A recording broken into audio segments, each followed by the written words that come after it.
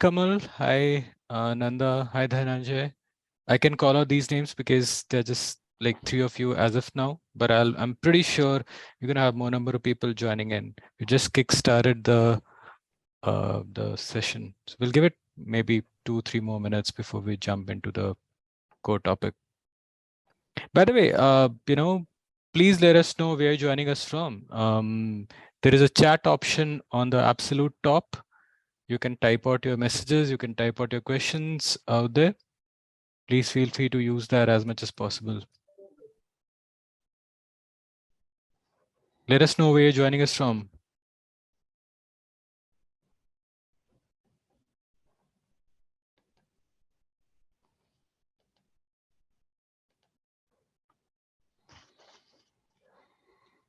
All right, so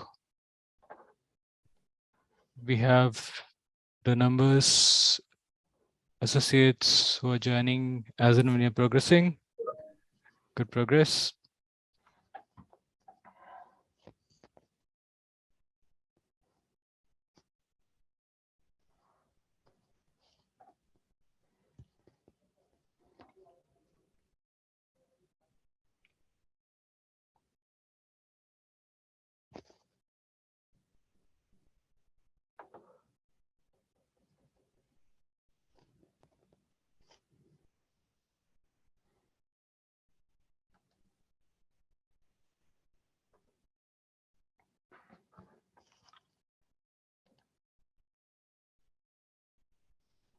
Ronnie, Guru, can you please confirm if you're able to see the message that I just typed out in the chat box?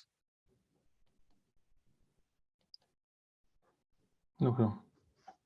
Yes, I'm able to. Yeah, I'm okay. Perfect. Thank you.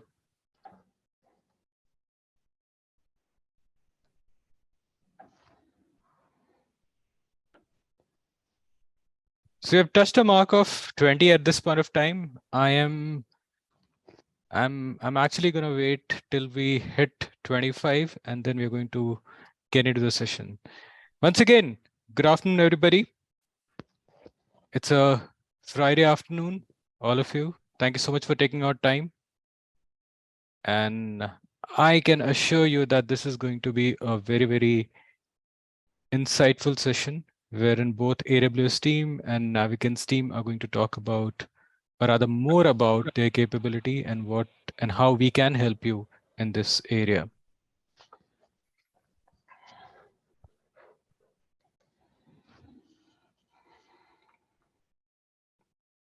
Are we good to start? What do you say, Ronnie, Guru?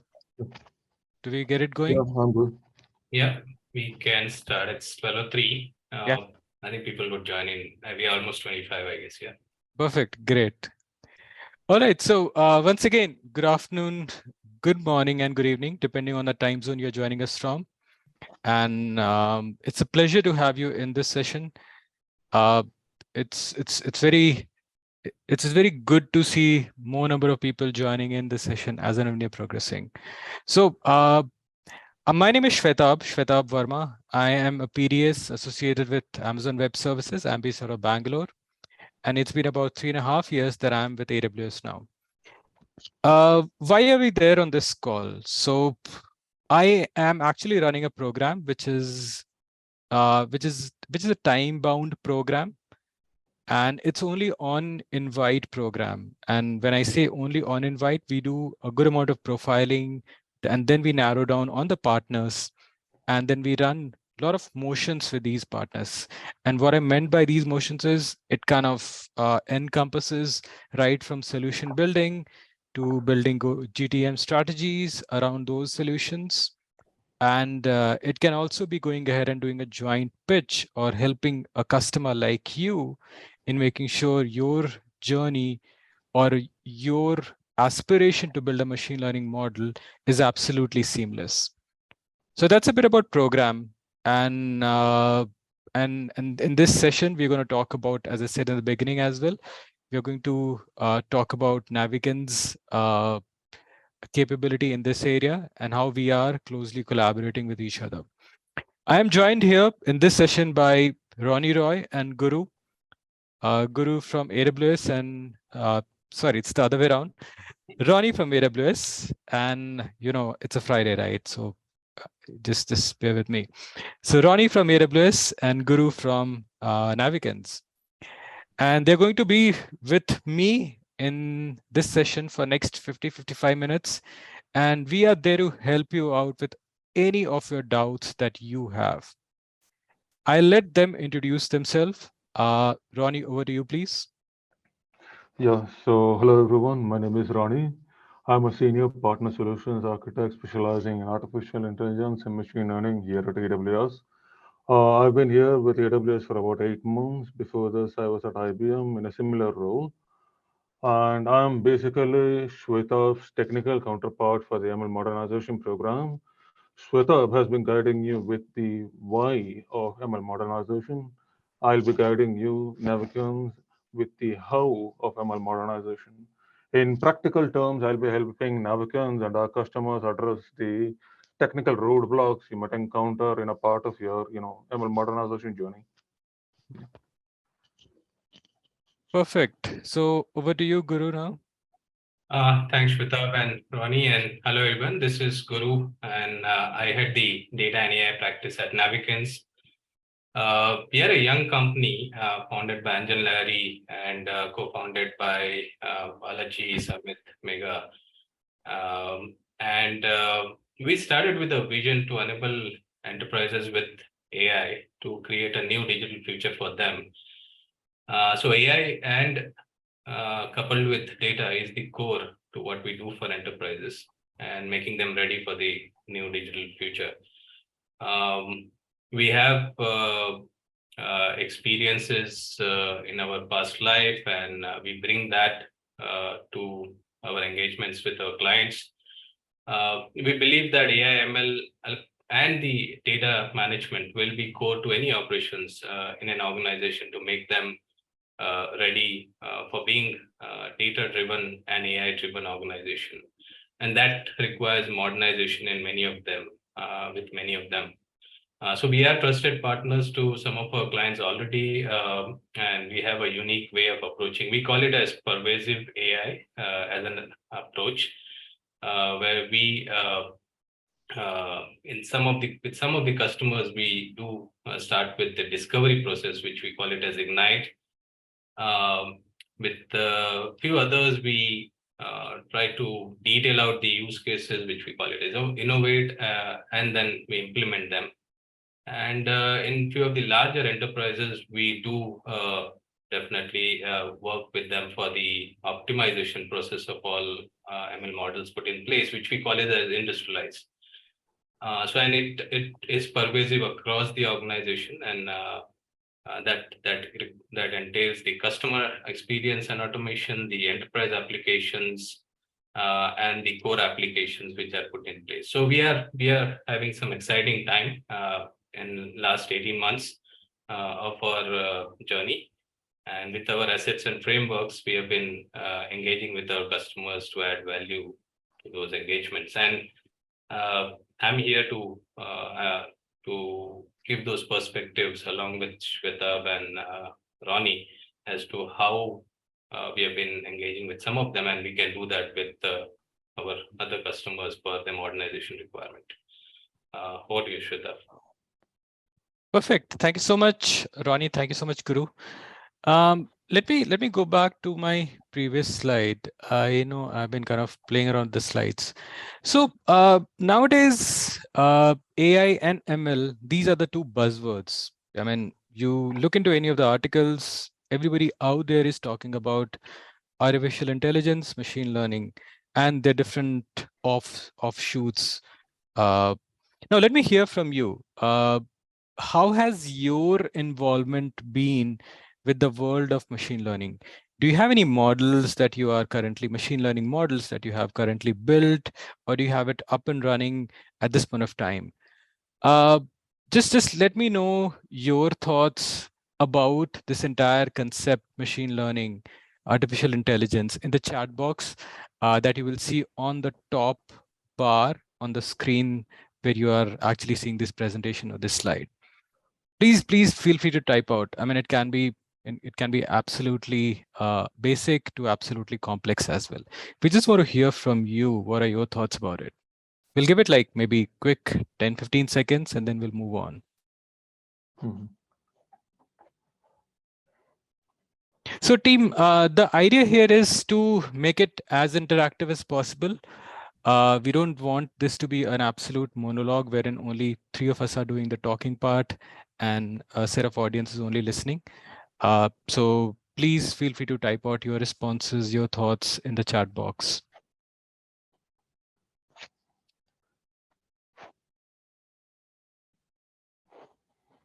I'll just repeat once again. So what is your understanding of machine learning, artificial intelligence? Do you currently have a machine learning model which is up and running? Uh, and it can be as simple as that, right? So I see that somebody has typed out employee engagement bots. So is that something that you have currently up and running, Millie?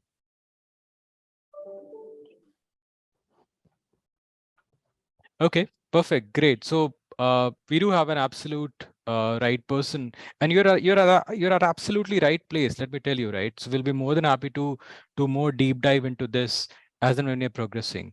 We'll surely reach out to you on this.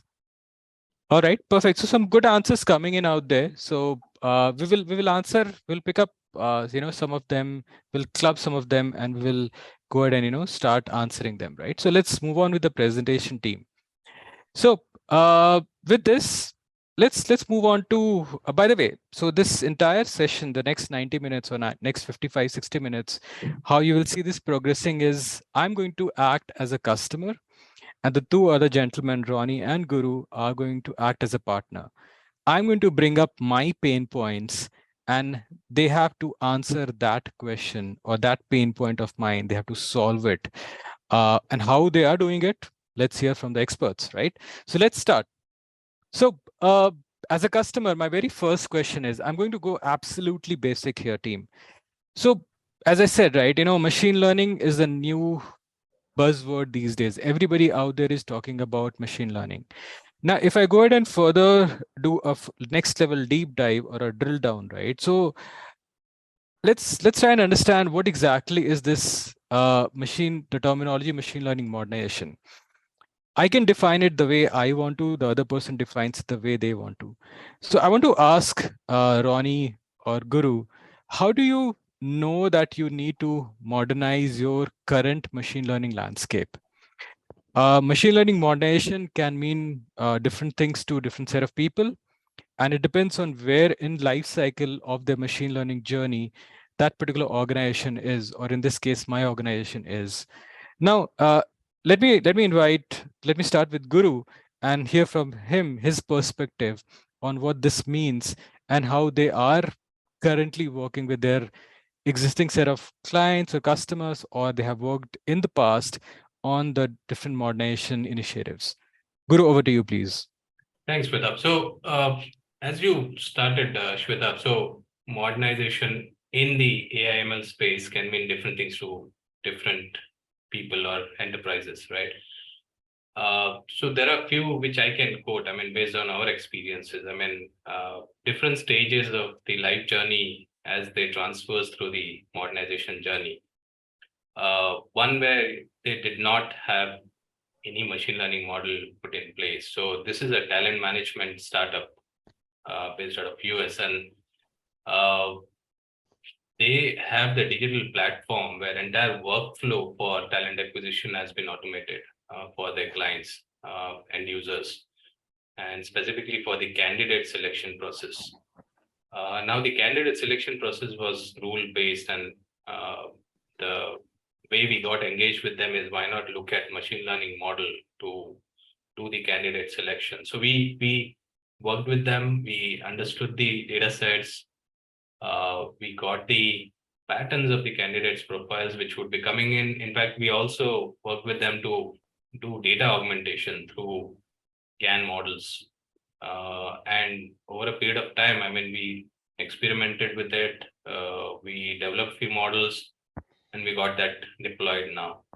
Now that is just a base case scenario where they don't, I mean, customer does not have or do not have any of the AI/ML models. Now, going to the other version of machine learning modernization initiative, there's another customer where they had developed AI/ML solutions already and put in place, but the number of AI models or AI/ML models were increasing. So we got engaged with them to see how we can orchestrate them, create standards, and and do something like feature engineering, feature stores, and orchestrate the whole process and make it scalable in nature.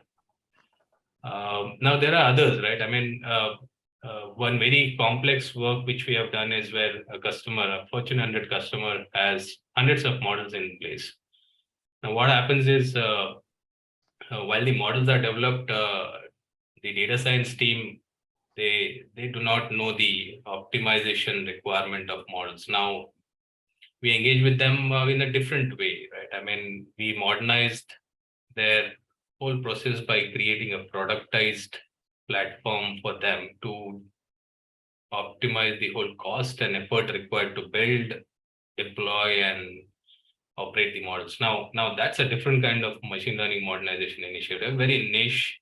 It requires engineering mindset. You need CPU, GPU, infrastructure, knowledge, and so on and so forth, Mhm. right? So there are many such examples. So as you quoted, Shweta, so machine learning modernization initiative can mean different things to different uh, clients, and it depends on what stage of their journey they are into. And lots of exciting work out there. I mean, recently initiated a large language model. Uh, how do we adopt large language model for that same customer, Fortune 100 customer, and make it cost effective, because it's a very expensive affair. And again, it's more on the generative AI space. So lots of exciting work, different stages, different modernization initiative, Ishweta. Uh, Perfect. So you touched upon some of the very, very key and vital points. You talked about the cost aspect. So we will come to cost aspect as and when we're progressing. I do have that in my mind for sure. Ronnie, what are your thoughts about it? What do you say? Uh, okay, so I want to pick on some of the points that Guru covered a few minutes ago. For me, ML modernization in a broad answer would be to reduce the workload on the data scientists themselves. Okay. I've been there, done that. I've had first-hand experience, so I can actually resonate to a lot of points that Guru was outlining a couple of minutes back. And specifically, I'm pretty sure, the case where he was talking about a talent management team, uh, we handled something similar long ago. And moving from a rules-based engine to an agent-based engine was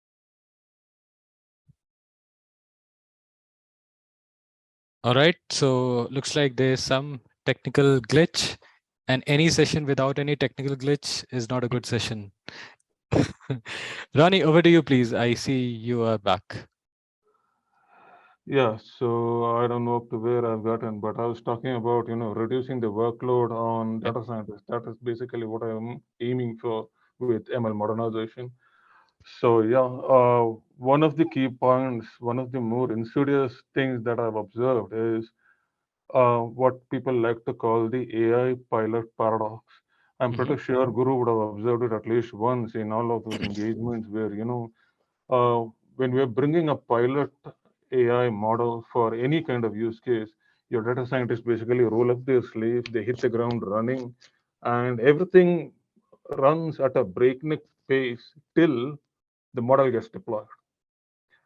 Once the deployment part gets into, when once we get into that stage, our data scientists, they find themselves in slightly unfamiliar territory. Like Guru was saying, it requires a niche set of ML engineering skills, which is, believe it or not, hard to come by. So ML modernization to me alleviates all of this additional undifferentiated heavy lifting of our data scientists' shoulders. Coming, you also mentioned something about the cost aspect. Yes, we will definitely have to address the cost aspect too through ML modernization. And maybe I would like to hear from Guru first. Yeah. So before we jump into the cost topic, I have one request for both of you. Please let me know if I have to, move on to the next slide. That's one. Second, Ronnie, I'm going to. So I'm the customer in this case, right? So I'm going to pick up pointers from every statement that you both are actually going ahead and speaking, right? So Ronnie, in your previous avatar, you mentioned that you were a data scientist, right? Mhm. So in my organization, what I'm seeing is I have a team of about 50 or data scientists. So they all are like Mhm. so engrossed in their day-to-day activities. And and I often get to hear one common thread of pain point, that is how do they collaborate with each other, because everybody is so engrossed, everybody is so into their own piece of work that they don't really get to collaborate on the day-to-day basis. I mean, apart from the tea and a coffee break, right? I'm specifically talking here about the work aspect, right? So can you just throw some lights on that, how they can how they can work together, collaborate together with each other in a seamless manner, and all that without affecting their productivity. So so you have been into that role previously, so what are your thoughts on this? Let's start from you, Ronnie. Yeah, yeah. So collaboration is definitely a pain point that I've experienced firsthand. In one of our previous projects that I've been working on, we've actually encountered a situation where, like you said, everybody is engrossed with their own work, and all of our data scientists tend to work in isolation. And it was only after they built over an immense code base that they realized that their colleagues might have omitted a bunch of transforms that they adopted, and therefore they end up with a model that has a drastically different performance from what some other data scientist in the team has arrived at. So collaboration here, in this case, could have been achieved by something as simple as Git, making Okay. sure that your notebooks are benchmarked, everybody is referring to the same GitHub repository, regular Git push pull benchmarking code. It also goes beyond just having a GitHub. We're talking about data. Uh, when we are dealing with data science, we have to version not just our notebooks, not just our Python files. We also have to keep a track of our data, how it has been versioned, any other changes to a transforms that we subject our tabular data to. And SageMaker here helps you with this collaboration pain point. Specifically about the data versioning part, we have what is, you know, just a second. So we are talking about data versioning. uh, you get to keep a track of your versions of data every time you have an additional transform applied to your tabular data. Um, and you get to save the newly transformed data into what is called a SageMaker feature store. Okay. Feature store houses all of your data, transformed data, and all of your data scientists can refer to the same data set without any kind of variation. So you no longer have surprises where, after someone has spent several hours in training a model, it ends up that they were looking at a different data. That doesn't happen anymore. Okay, Yeah. so you're suggesting that SageMaker feature store is the one-stop shop. Is that what you're suggesting? Yeah. Perfect. Guru, what are your thoughts about this? So I think Ronnie made an important point. I think about data scientists will not be, I mean, they usually have their own mindset while they are developing the machine learning model, and ML engineers who are responsible for operating the models in real life, they have a different mindset. So uh, one is having this whole Jenkins, GitHub, or other collaborative tools put in place. Second is having those common understanding. Now, one which I think Roni quoted was about feature store for data management. What we have done with one of the customer, I mean, we are working on that. We have created a productized approach. Now, what does that mean? Uh, there is a platform which is as good as a product, which will uh, look at, how a model, while it is being developed, is an optimized one for deployment, retraining, and operating. So that platform or productized platform is given as close as to the data science team. So they don't have a different mindset. So while they're developing the models, they develop with that mindset of keeping the cost and effort part in mind, right? So that's where they uh, they brought that approach of, getting the product as close as to the data science team. And that's where collaboration really works well, when you have both the sides of the coin working Hmm. together, actually. So that's Okay. my view, and that's how it has worked very well for that particular customer where we are engaged with. Perfect. So thank you so much, Ronnie. Thanks, Guru. Let me hear from the audience here. So I can see about 35 unique associates, seniors are there from different companies, right? So in your respective organization, have you ever faced, because now we're talking about the people aspect, right? So anybody out there who may want to quickly type out if they are also facing a similar kind of situation in their respective organization? We'll just take some clues from there, and we will be happy to reach out to you, separately, or we can pick up the question at the end of the session as well. Anybody out there? I'll give it like maybe next 5 or 7 odd seconds. Type out your questions or type out your thoughts in the chat box on the top of the screen. We'll pick it up from there. In the meanwhile, so we touched on the cost aspect. That was one of the thread that was there in the first component that we started with, right? So now then we moved on to the collaboration aspect, how our data scientist team can closely collaborate with each other. Now, what I have heard and I have seen in my organization, because I'm a customer here, right? That typically it involves a whole lot of tools and a whole lot of iteration whenever you're going there and looking at machine learning or machine learning modernization as a topic, right? And what does this mean at the end? This means that my overall cost is going to be skyrocketing. So I have to keep that in mind.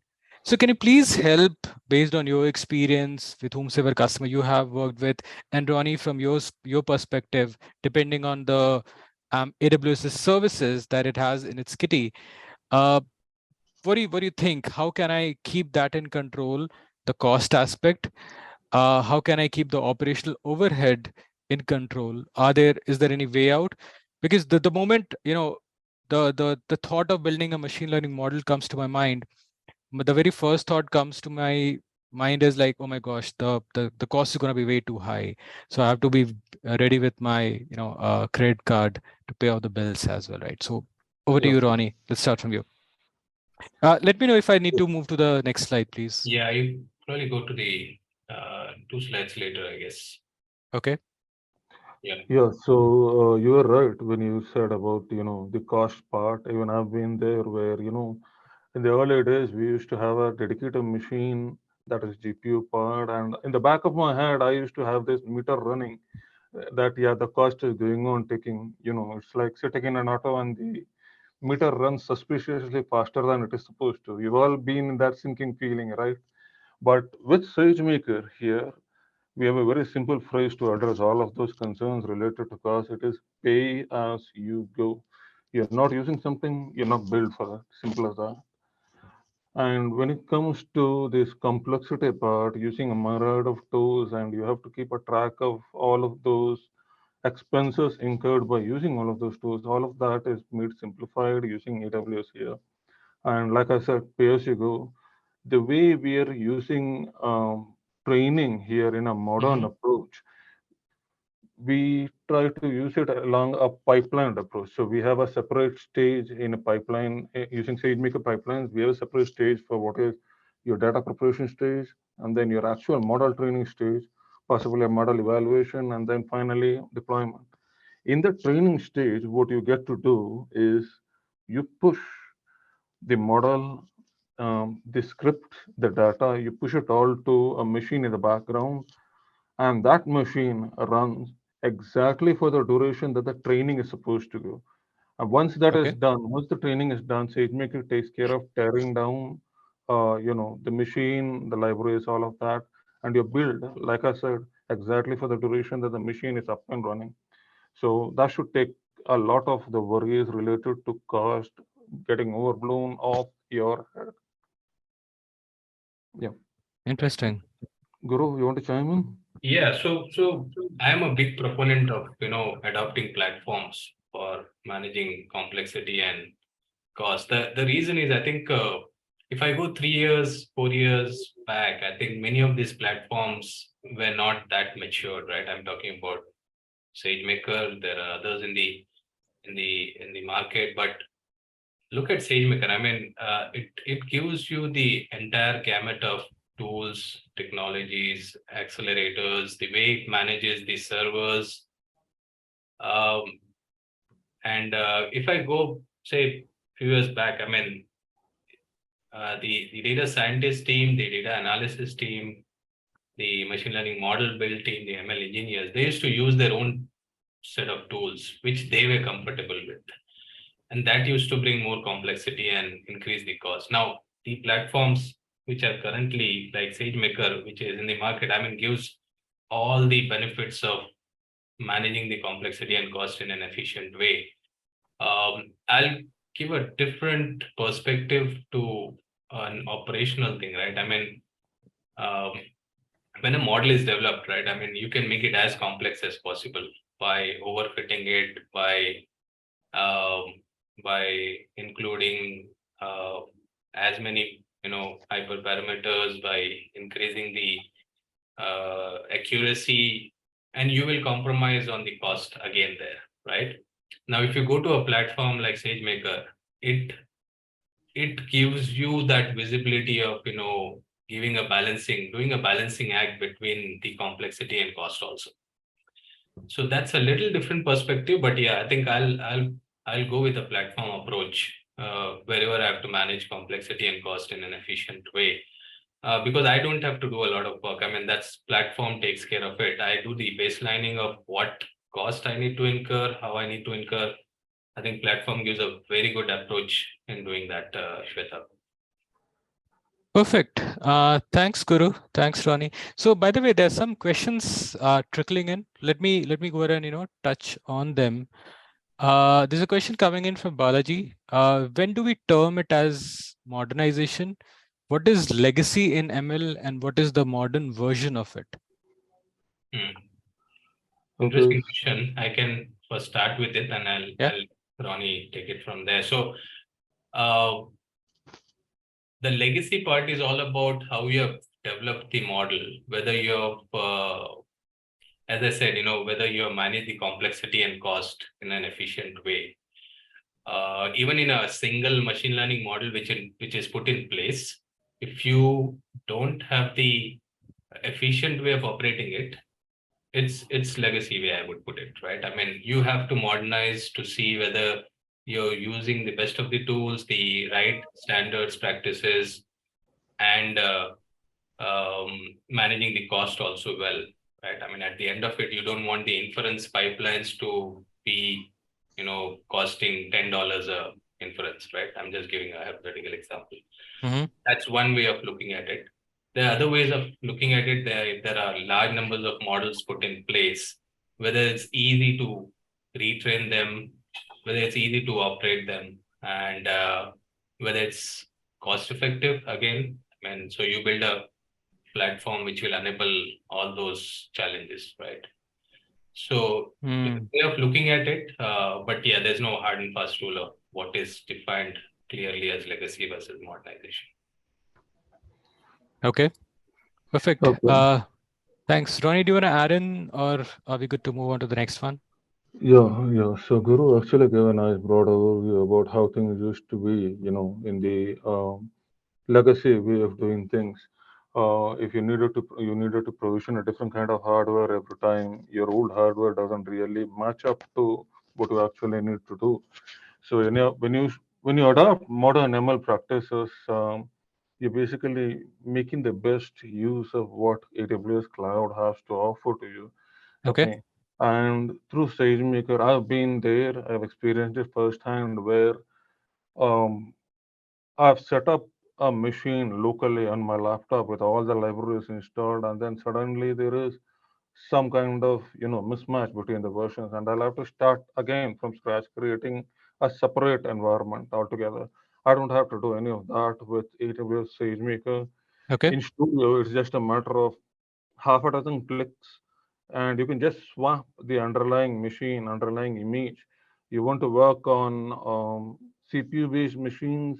When you get your code working, when you get your code flow correct, once you have that correct, you can test it out extensively, swap your CPU-based machine with what is a GPU-powered machine, and you can even swap your containers with a few clicks. Adapting these practices are what modernization is all about, and SageMaker makes it several degrees easier to adopt these practices. Mm-hmm.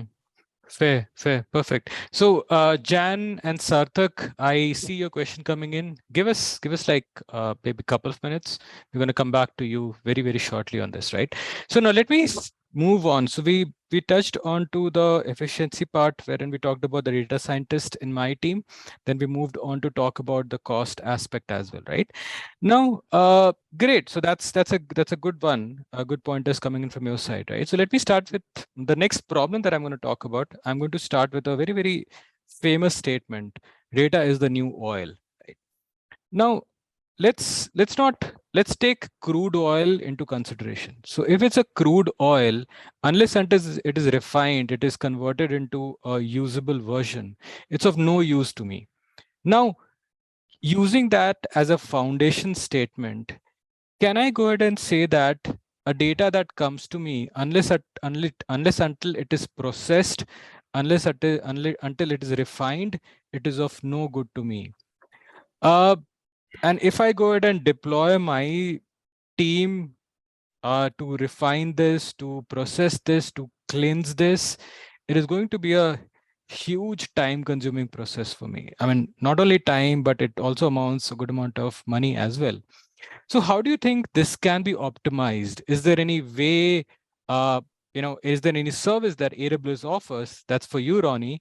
And Guru, in your day-to-day experience working with customers in past at this point of time, have you actually, gone ahead and helped the customer in making this entire process shortening and helping them, reduce the cost as well? What are your thoughts? Let's start with Guru in this case. Right. So data. This is a daily, challenge for many of the data scientists who are Mm-hmm. involved in ML. So build, and I think I am an authority on data because my name has data in it. So I can talk a little bit on that. So jokes apart, I think typically a data scientist, for that matter, he'll spend about 70% of his time in the data part. I mean, Mm-hmm. because if you don't have right data sets, I mean, the ML model is not going to give you the right result, right? Now, uh, there is lots of stages through which you go through to make a data set available for the ML model as right as possible, or as clean as possible, or as usable as possible for the machine learning model. Mm-hmm. One is where you obviously have the ingestion part taken care of. Where do you get the data from? How do you get the data from? The second part is the pre-processing of the data with some cleansing activity and making standards in some of the columns. I mean, standard values made available in some of the columns, and then you do the transformation part. Now, all these are not so easy because you need to wear the hat of a data analyst, right? Which is which requires good experience. I mean, of how a typical data value should look like, whether you should, transform it into a different value set. You need to keep, create features out of that. And that requires nowadays, you can do it in Python. I mean, Python has lots of libraries to enable that. But there are tools which are now coming into the marketplace. Alteryx has been there doing that. Okay. Good data wrangling tool. In fact, SageMaker now has data wrangling facility, which probably was not there about 2 years back or whenever I'd seen last. But that's a very good facility because you don't have to really work hard on analyzing the data. You get that done pre-built within the tool itself, and that will reduce a lot of time for the data scientists. I'll give an example also. So we started an engagement. I mean, it's the same talent management startup. Um, we we had a timeline of about 2.5 months to complete the engagement. So we took almost 1.5 months to understand the data set. In fact, we also augmented it with the data augmentation technique like GAN model to increase the size of the data. Sometimes you just have limited set of data, right? I mean, but these tools like what SageMaker has, data wrangling tool, I mean, it facilitates all of that. I mean, that 1.5, 2 months can be reduced to just about 15 days, 20 days. Okay. Next step in our engagement, I think we are looking at, how we can adopt SageMaker also for the entire workflow of data management. So that's my Mm. view. I mean, it's data analysis requires some experience. It's not an easy step. That's almost the core part of any machine learning model exercise, I would say. Interesting. So, Yeah. Guru, there was one specific word that was very prominent. You have been using Wrangler, SageMaker, or Data Wrangler quite a lot, right? So, Ronnie, does is it like AWS also has something on these lines, and how does that help, right? I'm seeing a smile on your face, right? So, why don't you go ahead and talk about it? Well, what can I say? SageMaker Data Wrangler does exactly what the name says, wrangling. It takes care of all the data wrangling that you generally need to do, and like Guru has been doing on. This data wrangling part can consume up to 70%. It can go even up to 90% of your entire ML project, 90% of your time, resources that go into this. And, literally, like you might spend 2 weeks scrubbing your data intensely, and then XGBoost takes care of creating the model in less than an hour.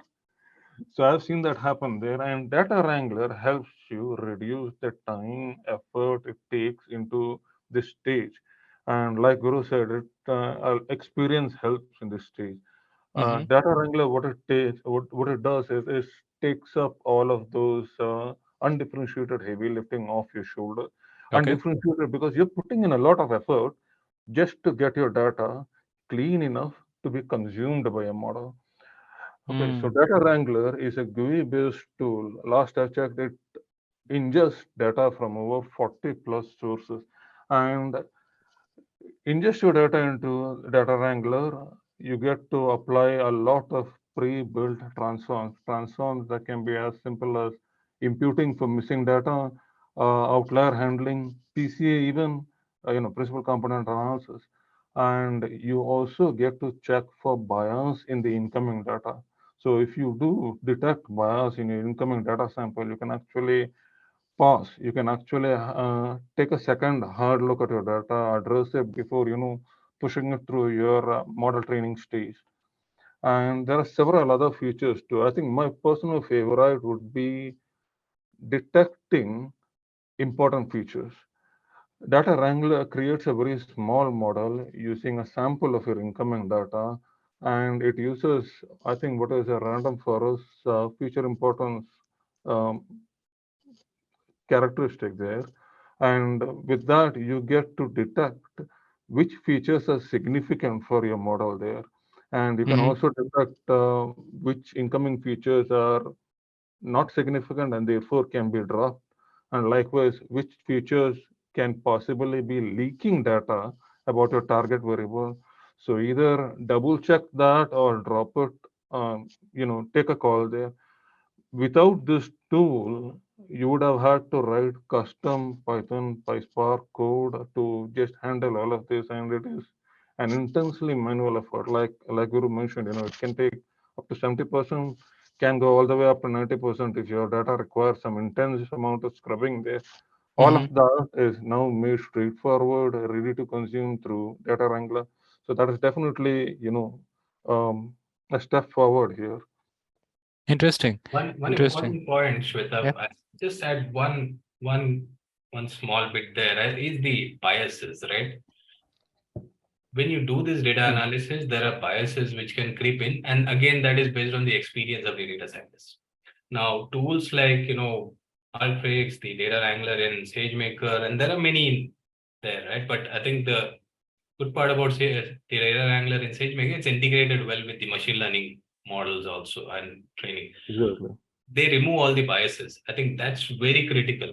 I mean, Mm. otherwise you'll creep in the biases while the machine learning model is being built, which can give you wrong outcomes to the inferences which you're trying to do.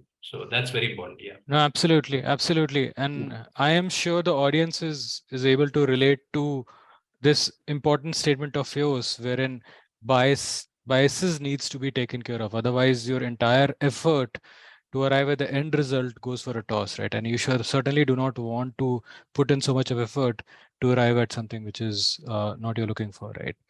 Great. So, Ronnie, I'll just pick on one of your point, right? So you have been talking quite a lot about the different AWS services, right? And Mm-hmm. and team, everybody on the call, right? So the basic fundamental of philosophy at AWS is let the experts do what they're good at, right? So if you are coming in or joining the call from say CPG retail sector or maybe healthcare side of the world, right? So we want you to focus on your core business. Something like say data scrubbing or to take care of that your data scientist is interacting with each other in an absolutely flawless manner. We do have services, we do have tools built to take care of all that, right? So with that, I move on to the question that Javi has asked. Let me see. It's actually a long statement, right? So uh, so touching on key challenges of developing, testing, deploying, operating models, solutions for niche problem statement. But what is the modernization aspect that we are trying to discuss on this call? So again, this question is pretty much connected to what Balaji has asked, right? So we may have to spend some bit more time on this, right? So is this a tool, a process, uh, or a methodology, or is it a culture upgrade that needs to be prioritized at this point of time? Or is this, which is modernization, a trend we anticipate in short term in the data science due to tech landscape changes?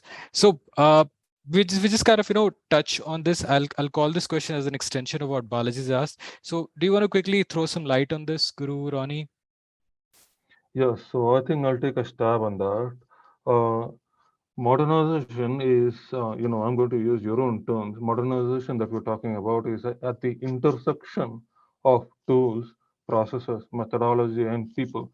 I mean, you use the term culture, but let's go with culture.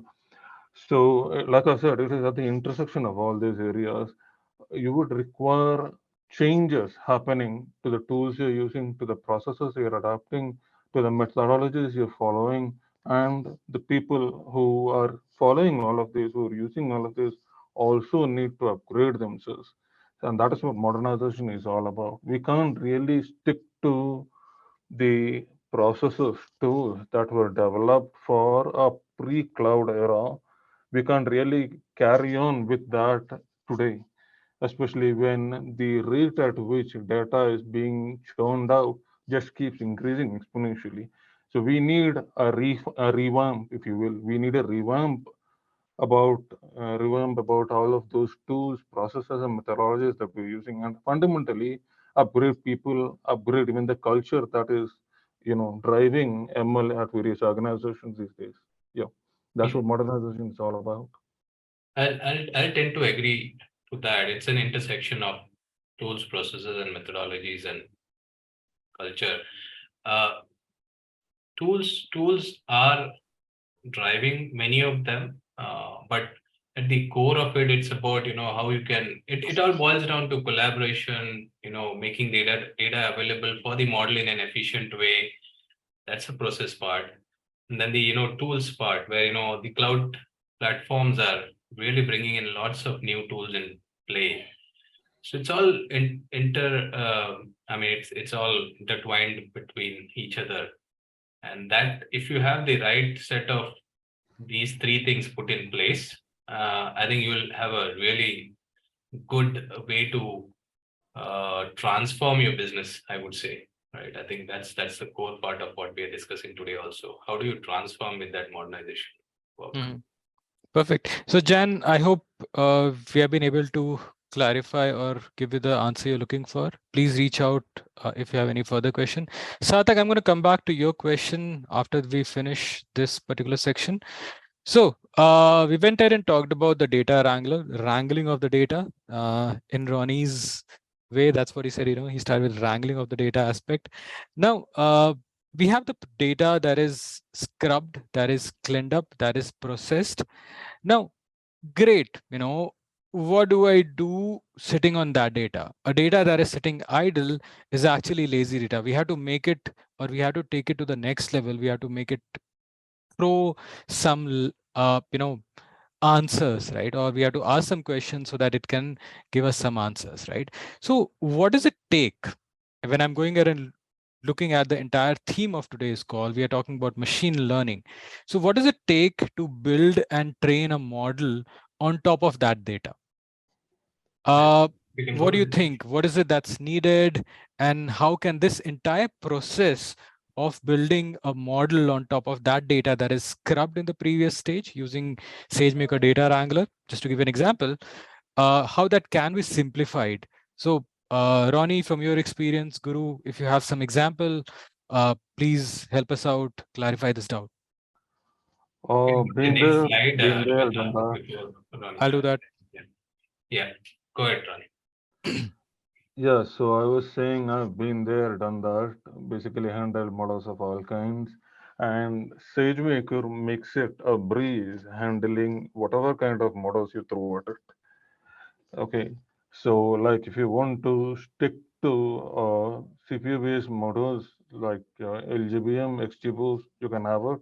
And then right beside that, you can open a separate notebook and run your GPU-based training. You want to try out maybe NLP models or computer vision models. All of that can be done. All of that can be done from one single pane of glass. That's how we like to call it. You don't have to, keep switching between applications there. And on top of this convenience, SageMaker simplifies this training process in a lot of ways. Like I said, starting with pre-built containers so that you don't have to set up your containers from scratch, all the way. And you also have a broad choice of hardware to choose from. SageMaker also comes with what is a model parallel library so that you can take advantage of distributed training to train really large language models. I think ChatGPT Neo 6 billion version, we actually have a ready-made example that works straight out of the box there. And build on it. To build on it, we also have what is SageMaker Autopilot. There was a time when I used to take part in Kaggle competitions, and we used to spend a lot of time assembling models.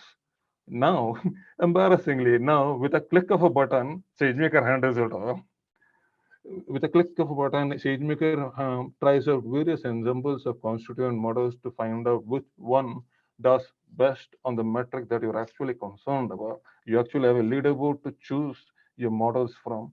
And if not ensembling, you also have, if you want to go the hyperparameter optimization route, you can even take that up. So SageMaker again tries out various combinations of hyperparameters to um, search across hyperparameter ranges to find out which ones work best for this model for this particular task. All of that automated for you. All of the heavy lifting, undifferentiated heavy lifting taken off your data scientist's shoulders. Yeah, I'll put it in a very simple sentence that if Ronnie can do my job with SageMaker doing all the heavy lifting, I'll probably let the data science team take 2 weeks off, right? I mean, it's so easy nowadays to get the ML models created, and I mean, first of all, select the right ML model, right, and then use that spin up the servers for that, or instances for that. Uh, I'll give you my perspective about 5 years back. You really had to write Python codes. You need to be a statistician to understand what models to be selected, why those models to be selected, and that has all gone away. But we still had done that for that customer, which I've been referring to, the talent management. So there we started with you know identifying the models. We started with SVM as a model choice, which will solve a problem. It really did not. I mean, it did not give the right accuracy level. We then went for decision tree. Uh, Again, did not get the right accuracy level. Finally, I mean, I'll not go through the other steps which we followed. It will be a long story. But finally, we did an ensemble of SVM, naive Bayes, and logistic regression. And why did we do that? Because uh, something like we did an experiment on the sideline on SageMaker, and SageMaker allowed us to choose those model types for the right accuracy level which we want to obtain. Now the other complexity what Ronnie was talking about, spinning up the instances using only the having the managed services part taken care of, those are definitely uh, the advantages of adopting a platform uh, for large number of models which will be in play. Now, if there are only one-off models, I think you can just use your on-premise server, or maybe spin off one instance and then run the Lambda function to integrate with your application. So those are easier part to do. When there are a large number of models, you definitely need some platform advising you what type of models to be chosen and then how to run that. So that's my take, Shweta, on the. Perfect. So let me go back to the audience here, right? So Mhm. anybody out there in the audience, so are you currently using, see, SageMaker, if I'm a customer, the way I'm hearing it, it's going to make my life, my data scientist team's life much more easier, because you call out a problem statement, they have a solution in their entire stack. So anybody out there in the audience who has or who is currently using SageMaker, Amazon SageMaker as a service, is planning to maybe experiment with that, please just type out yes in the chat box. We'll be happy to help you out. We just want to know maybe your thoughts on this, right? So how has your experience been? Anyway, you're getting stuck, so we'll be happy to join hands with you and help you out, right? Great. So now we went ahead and looked into the different aspects when we are going ahead and looking at data, then cleansing, then building of model, then how the data scientist team can collaborate with each other, how the cost can be brought down. We looked into all those aspects, right? Now let's go ahead and look into the productivity, aspect now. You talked about uh, you go ahead and look into the machine learning model. You can go ahead and relate it back to a highly cumbersome and error-prone area, and this is going to be an ongoing process till the time whatever you are aspiring for, like say, you're looking for an accuracy level of X percentage, till the time you reach that level, you keep on playing around with the model. Is there any tool that can go ahead and help me, or which is a one-stop shop of all these models, which can show a single pane wherein I have done, say, 20 odd experiments for the same data set, and it shows up that, okay, experiment one, this is what the result was, experiment two, this is what the result was. I want to see all that in a single pane. What are your thoughts around this? Let me know if I need to move to the next slide, please. Yeah. All right. Okay. Ronnie, you want to take a stab at this? Yeah. You're talking about, seeing the results of 20-hour experiment and see what the outcome of experiment number two is with respect to some other one. So yeah, we do have that. In fact, that is partly covered through what is SageMaker Autopilot, where when SageMaker Autopilot tries out various combinations, various ensembles of constitutive models, you get each trial, each experiment has one row in the leaderboard, and you can see the outcome of that trial, of that experiment on the leaderboard. And then from there, you can pick which ones. Typically, it is just whatever is ranked on the top of the leaderboard that you want to go with. But yeah, if you have some other concerns, you can definitely revise your choice and then pick a second rank model if you want to. And besides that, there are several other places where you can have, a top level overview of your models in production. We have um, SageMaker model dashboard. SageMaker model dashboard, what it does is, well, like the name says, a dashboard. It gives you a broad overview of all the models that are in production, and not just overview. It also keeps a track of data detection that is being run on all those models in production. So you get early warning signs that, yeah, we have experienced data drift in this model. Maybe it's time to retrigger a training here and retrigger it and thus redeploy. That way you get to proactively manage your models before they get to degrade. Okay, Okay. so that's one good place where, SageMaker can help you out there. Yeah. Yeah, I think I'll probably let Ronnie. I think the whole aspect which Ronnie was talking about, model monitoring and how SageMaker helps. I'll probably agree more on that. A tool allows that to do it. Otherwise, you have to do a lot of work outside of a tool to keep track of the different versions of the model, how it has been trained, how is it performing, and we get lost, right? I mean, if it is an Excel sheet where we track that, you definitely need a tool and something like notebooks and GitHub Mm-hmm. to have those model management uh, and the productivity aspect taken care of. Yeah, I'll leave it at that. I think there are tools, and having a framework and a tool-based approach increases the productivity, because you can do a trend analysis based on the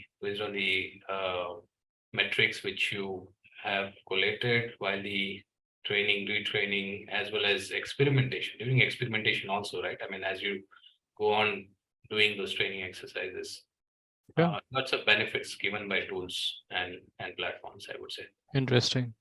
Perfect. Thank you, Guru. So I'll come back to the question that Sarthak has asked. So that's basically for AWS team. That's his very first three words. Can we leverage AWS Lambda and AWS Step to automate model training just to ensure the cost stays in control? Also, does Cost Explorer have some specific feature for ML cost control? So, Ronnie, I understand this is for you, but if you have any link, any blog, any article that can Hmm. be of help for Sarthak, please paste the link in the chat box so that everybody Yeah. can, have a look at this. So that's Yeah. something I'll suggest. All right. Okay, so Okay. Yeah. Sarthak, you will be getting the answer for your question. And in the meanwhile, for everybody else on the call, please type out your answer in the chat box. We'll be happy to pick this up. We're almost at the end of the session. Right, so let's move on to the next one. And after that, we will open it up for Q&A session. Uh, AIML solutions have been put in place in a whole lot of enterprises these days. A lot of times there is a confusion, or the terminology ML mod and ML ops are kind of used interchangeably. So that's one of my question, like, how do you go ahead and differentiate between these two? That's one. And second is, what are the challenges that you see that is faced by any organization, enterprise, SMB, or startup when they're actually embarking on this path? So I'll let Guru start for this one, and then Ronnie, you can chime in. Sure. Shweta, to your point, I mean, ML modernization, ML ops, different terminologies. I think ML ops is actually coming to the forefront in many enterprises. Now, again, I'll go back 5 years down the line, where many of the enterprises just had about few models in play, but lots of them have adopted many other models, and now many of them are in operations. Now that's what MLOps takes care of. Okay. Now, while the models are in operation, how do you make sure your models are giving the right outcome? It is not biased. It is relatively easy to get it retrained. You do not bring in data drifts or model drifts, or if they are there, I mean, obviously there'll be, and if they are there, how do you manage that more efficiently? Uh, there are other aspects of monitoring the inference pipeline. How do you make it more efficient? All those forms part of MLOps. MLOps. I mean, whenever the models, large number of models are in operations, even if a single model, you need to have a matured MLOps practices put in place. Uh, Okay. so there has to be a understanding of the ML engineering uh, concepts by the data scientists nowadays. Because if you look at it, I mean, data scientists they do not have a lot of things to do on the ML model selection or writing hard code, scripts to get the machine learning model up and ready. There are libraries available. There are platforms like SageMaker where there's auto ML tools available. If they bring in that mindset of ML engineers, they will make sure that the models are created with the right efficiency while they are put in place in operations. So that's where MLOps is becoming more and more important. And lots and lots of effort and money is spent in managing the MLOps part, because that's the core where the money is spent, right? I mean, the cost is incurred while the inferences are done, and lots of new best practices are being identified, put in place for the entire things which I was talking about, right? I mean, the inference pipeline, the retraining, the data drift, the model drift, and all those aspects. So I'll probably ask Ronnie also, how, because I think the platforms are really giving lots of these features to be handled. Ronnie, Mhm. your view on this, yeah. Oh, yeah, sure. Thanks, Guru. So I resonate with most of what Guru has been pointing out. ML modernization, ML ops kind of are used interchangeably, even though that's not the case. I think maybe we can revisit the earlier question about what is modernization. We were talking about modernization being at the intersection of what was tools, processes, methodology, people, culture, even. And that is modernization. MLOps would be a much narrowed down scope. Possibly, we are talking about processes and methodology here. So, MLOps would be, is a neat way of tying up everything we have discussed so far. I think we started off with what is data preparation, followed by what is model training itself, and then in between we would usually have a stage of evaluating your model before deploying your model to the pre-production or staging environment. And from there, if it is good to go, then you push it to your production. All of this can be handled neatly through what is called SageMaker pipeline. Okay, and I think if you push it a notch higher, I mean, if you've reached up to SageMaker pipelines, you deserve a pat on your back because you've actually implemented MLOps one way or the other. Because the next time you get fresh batch of data coming in, it's just a matter of pointing the pipeline to the new batch incoming data, run that pipeline again, you'll get a new fresh model which gets stored in what is the SageMaker model repository usually. And that is where again you get to compare your incoming model with whatever is in the production. And then you get to take a call objectively based on the metrics you're concerned about. Take an objective call on whether you want to proceed with this model. So you've achieved this much using just pipeline. Now take it up a notch higher, you use what is SageMaker projects. And I think with this, we might be touching over the question Sarthak has been asking us. So with SageMaker projects enables organizations team to set up MLOps, CI/CD pipelines quickly. Okay, so SageMaker projects are enabled through what are called SageMaker templates.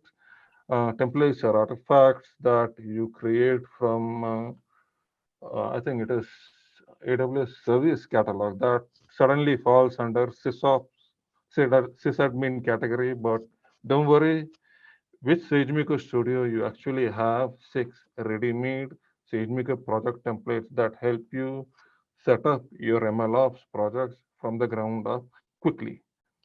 Okay, so like us, that's the typical lingo we follow. We like to take away all the undifferentiated heavy lifting, and Guru is going to get his much deserved 2 week vacation. Perfect. So good discussion, team. Thank you so much. So we have about 4 minutes in hand. So now we are opening it up for the questions. So team, everybody on the call, please feel free to type out your question. I will give it maybe 1.5 minute. If we have any question, please let us know. Or else we do have some questions that came in while we were registering you all, so I can pick up one or two from there.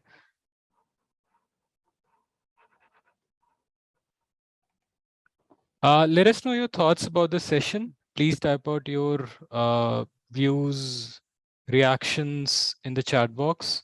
Anything else that you want to hear on from both the parties, AWS and Navigance, we'll be more than happy to arrange that, facilitate that for you as well. All right, so I'm going to pick up one of the questions that came in beforehand. So we have a small data science team and model development happens in-house locally, and the process we follow is working well. Is there any advantage of moving towards SageMaker? So what extra or what add-on am I going to get if I go ahead and start using Amazon SageMaker? Ronnie, that's basically for you. Okay, so simplest answer to that, everything you need, for handling your ML workflow end to end sits behind one single pane of glass through Amazon SageMaker. And the advantage of having it this way is something called context switching. Okay, context switching is one of those insidious problems that you kind of tend to overlook until unless someone actually points it out to you. So context switching is where, let us say, like Guru was pointing out, data scientists, they go deep into their work, and then all of a sudden, if you expect them to switch over to a different tool to handle a different aspect of their ML workflow, that requires context switching. That would require them coming out of their deep work and getting back into deep work with a new tool, with a new environment again. And that is not easy. I think the term is getting into your groove. You would have seen developers, they just hammer away at the keyboard. That is when they are in their groove. Pulling them out of it and getting them to focus on, I don't know, deployment, Ansible, or whatever other tool it is that you want to. So context switching eats up into their time, into their focus. You wouldn't have to deal with all of that because you have basically everything that you need to handle your end-to-end ML workflows sitting behind one single pane of glass, and that goes by the name Amazon SageMaker. Hmm. Interesting. So, gentlemen, what do you say? We just have 1 minute in hand, and there was one question that came in from Balaji. Let's pick that up, and then we're going to wrap up, right? So, how should an organization know if they are due for modernization, or if they want to or they should continue with their earlier practices? What's the tipping point? Quick thought on that, and then I think we're good to wrap up.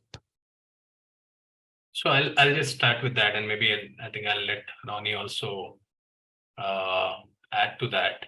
It as I said earlier, I mean, depends on what stage that organization is into. If they don't have, I mean, just take that example of the talent management startup. They had rule-based process to select, a rule-based model to select candidates. It's not an efficient way because there are different patterns which may emerge as the new candidates come in for a particular job. or for a different type of job, right? It will not give you the result as expected, or rather it will give you wrong results, which are not good for a candidate selection process as it was there. We went into the AIML space for them, and that definitely helped them relate. I mean, there is the job posting and then there's the candidate selection. Now you relate them well with the patterns which may emerge. That's modernization, where they did not have AIML solution. Now, take an example of someone else where the cost of operating AIML models are touching the skies. That's a different version of modernization by adopting some platforms. Now, it can be a homegrown platform. You can have quantization techniques. There are lots of homegrown platforms which have been built by enterprises. I have been involved in one large bank where they were hardcore ML engineers which have built platforms to run the models, and in fact they have started using it for building the models also. But that's a very niche work. It requires the CPU, GPU knowledge, how the infrastructure works. Rather, you just adopt a platform like SageMaker instead of that. That's the extreme side of modernization. There are other, in between steps where modernization can happen, but I'll take these two extreme steps. I'll let Ronnie also add to that actually. Mm-hmm. Right. Okay. So, I think, we are already 2 minutes over the scheduled time. So thank you so much, everybody. Thanks for taking our time and joining the session. And Guru, your industry experience, the examples that you cited were absolutely good and relatable. Me as a customer, I surely want to see what all work you have done for other customers, right? So that's something that I'm more interested in, right? And it'll be great if, in case you can actually go ahead and talk about some of these customers if they're referenceable in the follow-up mail. That'll be good way, Definitely, right? definitely. And Ronnie, thank you so Yeah. much for bringing in all the AWS services, information. That actually is a pleasure to know that it's going to make my life and my data scientist team life much more easier, right? So appreciate it. And once again, thank you so much, everybody. Thanks for joining the call, and you'll have a great weekend. Bye-bye. Thanks, everyone. Thanks. Thank you. Bye.